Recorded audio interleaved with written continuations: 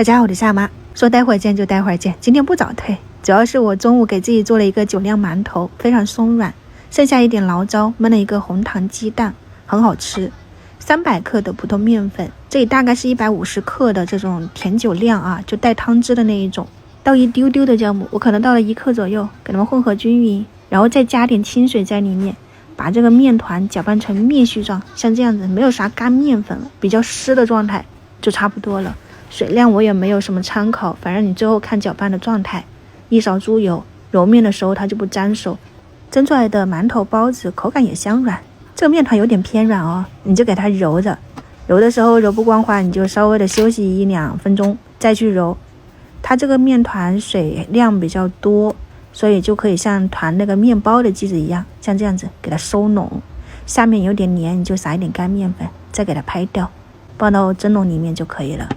这个软硬程度大家参考一下，是有点粘手的哈，但是你团一团它就很光滑了。表面有点颗粒是那个米粒，如果你介意你就把那个酒酿打成汁再去揉。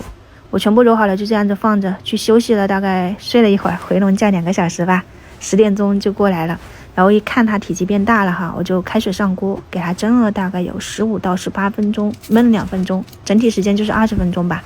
然后这边的水开，放入红糖、红枣，在里面打入2个鸡蛋，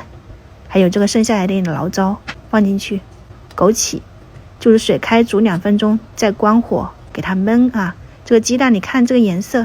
然后看到有点白了，你就可以捞起来吃了。这个口感焖的话呢就刚刚好，时间我给你们看一下，在这个汤里面好像焖了有5分钟，参考一下这个时间点，口感是真的很嫩。